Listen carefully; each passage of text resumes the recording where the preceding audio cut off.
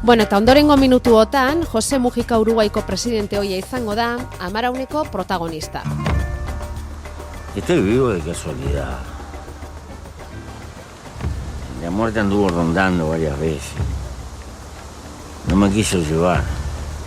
Es decir, la suerte también juega. Yo, José Alberto Mujica Cordano, me comprometo por mi honor a desempeñar lealmente el cargo que se me ha confiado y a guardar y defender la Constitución de la República. Señor José Mujica. Jose Mujica, eurek esaten duten bezala, Uruguaiko presidente 2010-tik 15-era, ze martxoaren batean kargu hori Tabare Vázquez jaunak hartu du. Jose Mujicak euskal jatorria duela adierazi izan du lehendik ere, eta agintea utzi duenean segituan esan ere bai Euskal Herrira etorriko dela, eta maiatzean espero da bere bisita, oraingo honetan gainera emaztearekin etorriko omen da, adierazi du Montevideoko alkatetzara aurkeztuko da bere emaztea, eta hauteskunde horiek pasa bezain pronto, alkate karguarekin ala gabe, baina Euskal Herrian espero da bikotea. Eta bere birraitona, zuen honek euskalduna, 19. mendean Uruguai aldera joana, eta haren aztarnaren bila bueltatuko da Jose Mujica. Haren euskal jatorriaz, Aitziber Salinas, gaur ekarri diguzun gonbidatu honek asko daki. Mikel Prieto, egunon. Hortan ari da, ezin dela esan konkretuki zein etxetakoa nongoa, baina asko daki. Bere, historia guztia, nondik nora ibili ziren, eta behintzat esan dezakegu, Astigarreta, Azpeitia eta Tolosa artean kokatzen dela bere jatorria, ez da? Mikel Prieto, egunon. Baita zu ere. Eusko ikaskuntzako ikerlaria esango dugu, Mikel. Eta gai honetan buru belarri sartu azken aldi honetan. Bai, baina zaletasunaz, bai? Bai, ez lan bezala. Ez, hori da. Orduan, kontuan hartu behar dugu, berak bazekizkien bere birraitonaren izena bizenak, baina jatorria ez omen zekien. Orduan, Francisco Mujica Jeregi zan beraitona, zeatik Donostiako kai hortatik, alegia pasajes, pasaitik abiatu zana, 1852an. Orduan, gero, beraiek baino lehenago, bere gurasoak ere Tolosan jaiotakoa ziren, orduan, laugarren belaunaldia baldin bazan Francisco, bosgarrena ere daukagu Tolosan, seigarrena ja Urrestian, Azpeitian, eta seigarrenetik atzera, danak astigarretara eramaten gaituzte. Eta astigarreta esaten dugunean, ari gera hitz egiten oso inguru mugatua. Alegia, latxe edo lasa, edo lasandi, lasandi, barkatu, dokumentotan esaltzen da bezala, lasandi, lasa erromanategi, ondo-ondoan daude, eta pixkat gurago. Oie, zer dira, baserriak? Baserri izenak. Astigarreta da Beasaingo auzo bat. Orain bai. Baina urtetan herria zen. Herria zen. Eta herri hortan zeuden baserriak ziren orain aipatu dituzun hoiek. Bai, aipatuko nituzke, baina Miramongo lursai hontan. Egongo balira bezala. Bai, elkar muganteak edo ziren, ez da? Lindantes. Orduan, musika dagor, bilasa, agirre bat, eta arregi ere aipatu daiteke. Orduan, bere familia handabil, ez da? Baina ez gera iritsi ikustera 16. mendean, bere aurrekoak, Oietatik zein etxetakoak? Bai, oinetxea beraiena zen, ala ez, dokumentua ez dugu ikusi. Naiz eta zantzu guztiak, horre eramaten gaituzten, hor da biltzalako eundaka urtetan. Nahi bezu, adibide bat jarriko dizut. Bai.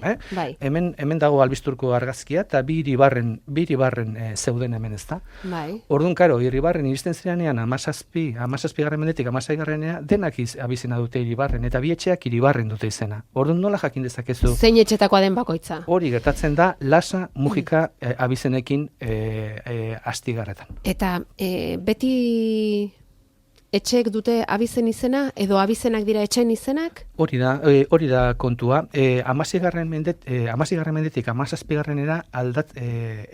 oraindik irauten du abizena aldatzeko joera. Adibidez, zuk izena Arantxa dezu, ezta? Bai. Eta abizena? Artza. Artza. agian norbait eskonduko balitz zure baserrira, hartuko luke garai hartan hartza abizen bezala. Orduan bere abizena bigarren izatera pasako litzake eta lehenengo hartuko luke hartza. Joera horrek irauten du 1600 piko arte eta hor bukatu iten da. 17. mendean, kito. Orduan iristen zeanen horrera, nola jakin etxe batekoa den alabestekoa, eskiturekin. Eta eskiturak batzutan azaltzen da, eta bestetan ez. Oraindik azaldu daitezke, Mikel. Bai, hortan ari gera. Galdera badaukagu. Hemen bizkaitar batek egiten digu galdera. Bizkaiko musikarekin badu zer ikusirik, ze hori ere esan da, eta Jose Mujika gainera bizitan izan zen, musikan izan zen Bizkaian bertan, entzule batek 688-666-000 WhatsAppa, eta Mikel, interesa sortu zaio honi jakiteko, eta ze dokumentu atera duzu hor? Bai, nik berari, hau da Jose Mujika Kordan hori lehengo udan, 2014ko udan bidali nion txostena, bai? Presidente hoiari bidali zenion txosten hori. Bai, Francisco Muxika Jeregi, un hijo de Tolosa. Bai? Hori bidali zenion presidente hoiari. Hori da. Orduan, hemen dagoen arbol genealogikoan, gauza batzu dira ezin ukatuzkoak dokumentatuta daudelako, ezta? Orduan, zuk lan bat egiten dezunean dokumentua eduki behar dezu. Bestela ezin dezu. Hori frogatu, ez? Alegia, lenguan señalatzea eta esatea esta es la casa de tu bisabuelo, bai? Ikerlariaren ikuspuntutik ezin da onartu. Hori, hemen hasi aurretik komentatu digu Mikelek, TV-bin eman dute orain gutxi, berari buruzko dokumentala, ezta? Jose Mujikari buruzko dokumentala, eta hor ikusten da nola, kazetariak esaten dion, hau da zu jaio zinen baserria. Zure birraitonarena. Hori da, zure birraitonaren baserria hau da. Bere birraitonak agian ezun ezagutu Astigarreta, berazalako Tolosan jaioa, eta bere birraitonaren aita ere bai. Ezagunak ziren gainera, Tolosako farol argiztapenarengatik. Bere aita, hau da, honen birraitonaren aita, bera zen Tolosako, berak badaukagu hemen kontratua zeinatua, zearena. Tolosako farolak garai hartan olioz funtzionatzen zuten. Esatera nindoan asko ez zirela izango, baina bai, izan daitezke, olioz funtzionatzen zuten farolak Tolosan, eta bere ardura zen hori zaintzea. Joera horrek iraun zuen, 1800 eta irurogeita hamar, ezin detze ziurtatu, ezta?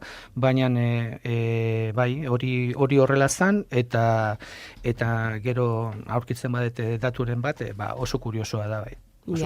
Orduan, ezin dela frogatu alegia, bere etxea oraingoz zein den, Jose Mujikaren jatorrizko etxe hori zein izango luken, baina zu pista guztiek eta egin dituzun ikerketa guztiek eramaten zaituzte Astigarretara. Baserri bat baino gehiago, beraz ez da adibidea, adibidez Albizturren hartzen badezu Uhartemendia baserria, 5 mende egon dira etxe horretan.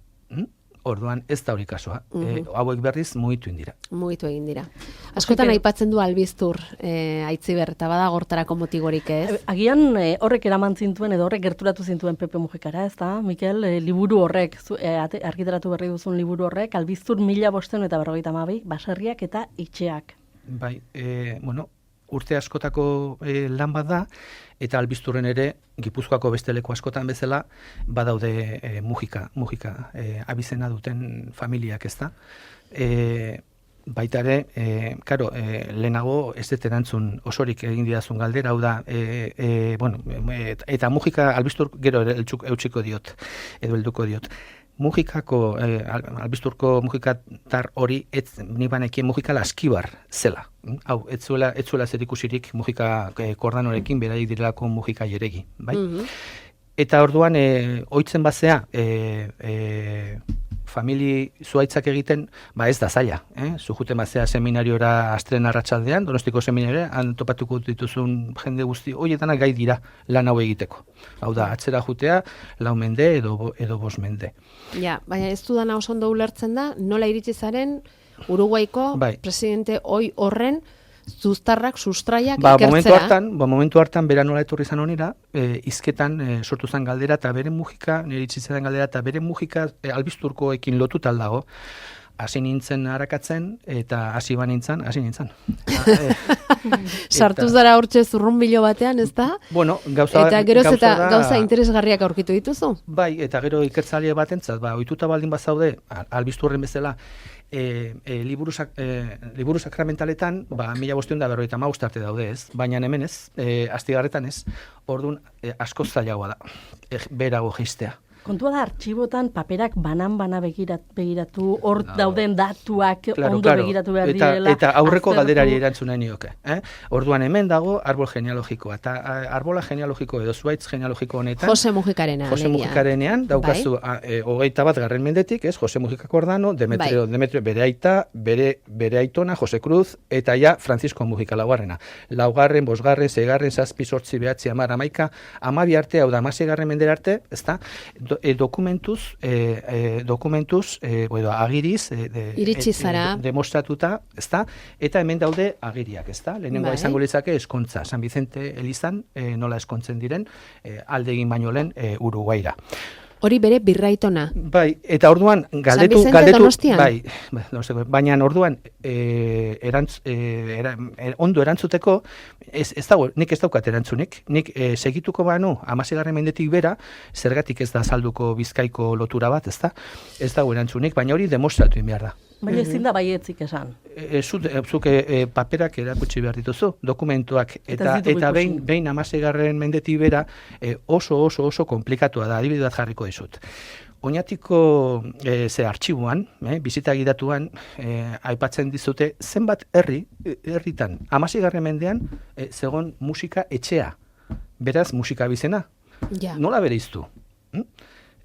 Bost bat herritan, elkarren ondoan daude, Zumarraga, gara hartan Azkoitia, eta denetan musikatxea dago. Nola bereiztu haien, nola jakin batena musika bestearen azala? Eta nola egiten da, Mikel? Ari gara seminariora joan eta asko dakitela laumendeatzera egiten. Baina hortik aratago joan ezkero? Egoera normalean erreza da. Hiru hitz aipatzen ditu normalean albisturko jendeakin nahi naizela egin ditugulako, ezta? Seminarioa, Oñatiko kontadurias de hipotecas, eta arantzadiko datu basea. Alegia, seminarioan ateatzen dituzu, zure aitonak, juten zera atzera, eta lotzen juten zera, eta aldi berean Oñatin dauzkatzu, 1786an, Gipuzkoan egiten da noaiteko atxikitura guztien bilduma, ez? Orduan zure familia baserri jakin baten jabi izan badira, han azalduko da, eta azalduko dira eskitura erreferentzi batzuk. Orduan ja badauzkazu zeintzuk izan jabeak, eta bar. Eta gero, zu baldin badakizu zeintzu diran protagonistak, zure historiako protagonistak, arantzadik egin zuen lan ikaragarri bat, Tolosako informazioarekin, eta orduan sartzen dezu zure bizena, eta zerrenda luze bat ematen dizute, baina harrigarri luzea. Segunda eta herritan zauden. Digitalizatuta. Beste galdera bat, amaraunzale baten gandik, Mikel. Lehen jarri dugu adibidea baserriaren izena, eta izana, hori da, ez? Eta esan dugu, nire adibidea jarri dugu, orduan bakarren batekin ezkondu eta etorriko balitzen nire baserrira, ez da? Hartuko luke zure. Jo dezagun, eta garai hartan ala izango ziren kasuri gehienak, senarra zela, gizonezkoa zela nire baserrira etortzen zena, beraz, senarrak hartuko zuken hartza bizena, galdetzen du entzule honek, garai hartan senarra joaten zen emaztearen familiaren baserrira, ala emaztea joaten zen senarraren gana? Bi kasoak. Gertazitezken ez. Gertatzen ziren, adibidez. Hori da gure baitare Oñatin esaten da, ez dakigula gure historia ez degula ezagutzen beharraina. Etxean, nik galdetuko banizu, maiorazgoa zein zen, baserrian? Normalean ni maiorazgoa mutilarekin lotzen dut. Semea, ez? Nik esango nizkizuke orain jarriko nizkizuke mai gainean. Alaba zaharren asko daude. 18. mendeko eskitura bat, eta gizona eskontzen da azaola azpira. 16. mendeko eskitura bat, eta Aitzalde, Martina Aitzaldek, Argina eta Arutz oso ezaguna herrian, hiltzerakoan, testamentuan esaten dio bere Andreari eta bere koinatuari.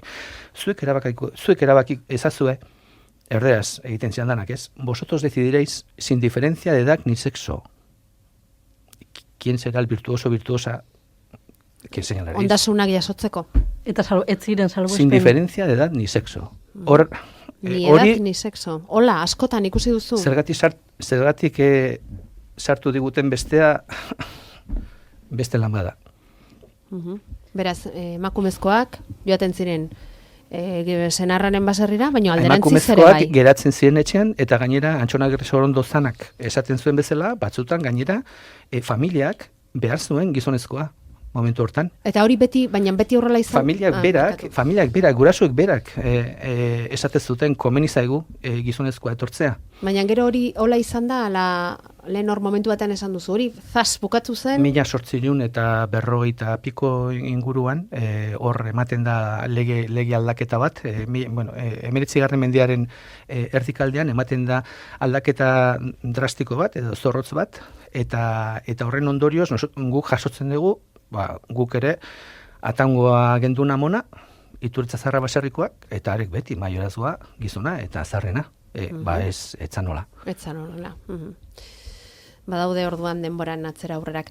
Eta Jose Mujikaren kasura joan da, Birraitonak Donostia zergatik utzi zuen eta Uruguaira joan zen, eta horrelako azalpenik, horrelako arrazoirik eta badago, dokumentaturik? Bueno, hori, hemen gauza gertatzen da, zuaitz genealogikoa egiteak eskatzen zu denbora asko. Eta hor personai garrantzitsu edo interesgarri asko azaltze zaizkizu. Orduan, ez dezu denborarik denean sakontzeko. Orduan, lehentasuna eman dionik beste gauza bati. Adibidez, zentzuk izan ziren Mujika baserriko jabeak, ezta? Eta horren zerrenda egiteari. Eta orduan, galdera hori begira, dakiguna da, bere aita izan zela argiztapen arduraduna, hau da farol zaina antolaketa horren arduraduna, 1820 inguruan, eta bera, Francisco bera, asaltzen da gauzain bezala, sereno bezala asaltzen da. Baina noski karlista da bukatu berri da, egoera badakigu oso komplikatu azala Gipuzkoan, eta harritzeko moduko kantidadean juten da jendea kanpora. Bueno, eta txostena bidali, Jose Mujikari, eta zer antzun jaso duzu? Zer esan dizu? Egontzara berarekin? Bere idazkariak hotxe egin zidan, eta eskerrak emateko, bai. Arrituta gelituko zen, ez da? Bueno, kontua da beraiek emigrazioari buruz eta gauza asko dakizkitela, baina gero atera kontuak. 1800-dik 1980 arte, hor dauzkagu 100 legajo, olakok, eta legajo horietatik ezagutzen ditugu bakarrik 125 kontratu hauek. Gero esango du erresa dala artxibotan ikerlari biltzea. Denbora kontua da. Kontratu hauek daude, lautik 3 daude izkutun, eta agian familioetako askok galdu dute beraien katebegia. Suerte handia izan da kasunetan hau azaltzea. Kontratu hori zer da? Kontratua da pasaportearekin batera egin behartzen duen area kapitana edo dana dalakoa arduradun bat egoten zan barkuan, eta abiatu aurretik idatzi behartzen duen ze kondiziotan jungo zinen. Eta hau da? Alegia, juten bazinean entre puerto edo kamaran tratu diferente jasotzen zen duen. Jaten aldetik eta... Hori esan nahi duzu Jose Mujikaren Birraitona Uruguaira joan zenekoa. Hemen ikusi dezakezu bere sinadura. Bueno, gaina izen ulertzeko, Azkenean, bi sinadura daude, gainekoa Francisco. Mujika? Hori da, bere sinadura. Eta 1500 pesta horrendu zituen Andrea, bi seme-alaba eta bere gatik. Dirutza galanta. 1852 gaude, bai. Dirutza galanta. Donostiatik irten eta Uruguaira joateagatik. Bai, belauntzian. Belauntzian joan ziren? Garai hartan, Bueno, bai, belauntzian, bai. Garai hartan garbi esaten du, itsasontzia dagola zai, a partir, para salir a vela. A vela, bai, beladuna, bai, baina nik, belantzia, imaginatu txikitxo hietako bat, bai, handia, baina noski. Fragatak, bai, oialbidez, bai. Interneten ikusten badezu Pasaiako portuko argazkizarren bat, hor ikusiko dituzu. Fragata hoie dira, baina vaporerik, vapore edo kalderarik ez dutenak. Oraindik 1852 hemen ikusi dugunez, belaz. Esan nahi da, haizeak emandako indarrarekin joan beharko zutela, ez? Eguraldiaren menpe. Hori da. Zabilezia. Bueno, Mikel Prieto, Jose Mujikaren Mujika horretatik hasi gara, euskal jatorririk baduen ala ez, bueno, garbi gelditzen da baietz, bere birraitona behintzat, bere birraitonaren sustraiak hemen direla, orain ez dakiguna da. Gaiak eta ikertzeko badagoela. Bai, badago. Jarraituko duzu, ez da, Mikel? Bueno, hiru hanka izan dira, bi aipatu ditut eta hirugarrena da zer egingo tezun bere aitona itzuli izan baliz 1860an, jende asko itzuli izan bezala. Galdera horri ere erantzuten saiatu gara. Bueno. Eskerrik asko zure ikerketa horren berri emateagatik, Plazer handiz. Bai, baita gu ere, gustora egon gara. Zure kontakizun entzuten. Aitziber Salinas, Eusko Ikaskuntzatik, zuk segi horrelako jendea inguratzen amaraunera. Gu gustora entzungo ditugu euren historiak eta. Etorriko gara. Asteburu on. Gerarte.